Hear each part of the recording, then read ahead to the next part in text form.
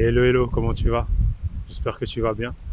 Aujourd'hui, j'aimerais discuter et aborder un sujet qui me tient fortement à cœur, c'est-à-dire l'amour-propre. Mais j'ai l'impression de parler en permanence de l'amour-propre. Parce que tu sais, l'amour-propre, c'est un livre et pas juste un chapitre de ta relation à toi-même. Mais avant de commencer, on va prendre un instant, juste pour respirer et s'aligner. Parce que la vie se vit instant après instant et c'est important de prendre du temps pour soi. Donc je t'invite à arrêter tout ce que tu es en train de faire, à t'installer. Et on va partir sur une inspiration suivie d'une légère et douce expiration. C'est parti. On inspire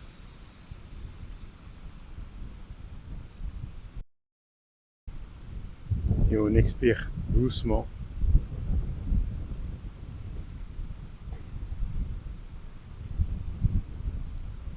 Et on ressent notre être, notre corps communiquer avec nous. Tu sais, la question de l'amour propre et de l'amour pour soi, c'est un sujet qui me prend aux tripes. Lorsque j'en parle, il y a mon corps qui se tend, il y a mon cœur qui se met à battre et il y a mon estomac qui se serre très très fort. L'autre jour, une amie à moi m'a envoyé une vidéo d'Instagram où un influenceur parlait du sujet de l'amour pour soi.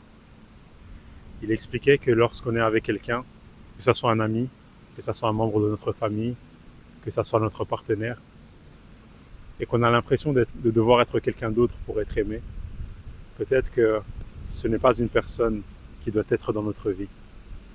Si tu as besoin de changer, de t'améliorer, ou que tu as l'impression de ne pas être aimé pour qui tu es, mais pour qui potentiellement tu dois être, pose-toi des questions. Du moins, moi, ce sont les questions que je me pose en ce moment. À savoir, les gens que je côtoie, les gens que j'ai dans ma vie, est-ce que ces derniers m'aiment pour qui je suis?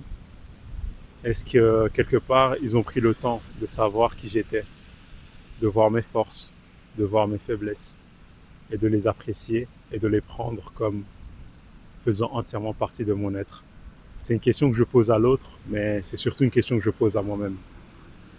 Souvent, j'ai tendance à compartimenter mon être, à le compartimenter entre les côtés, c'est-à-dire mes qualités et mes défauts. Et en permanence, pendant des années, j'ai voulu travailler sur moi que pour réduire au maximum mes défauts. Autant lorsque je fais un entretien d'embauche, je présente mes bons côtés, autant avec mes amis, j'ai tendance à faire de même.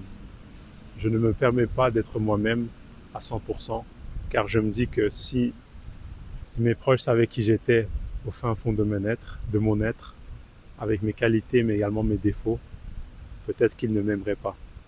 C'est une idée qui vit à l'intérieur de moi et cette idée va de main en main, de pair, avec l'idée de je ne suis pas assez.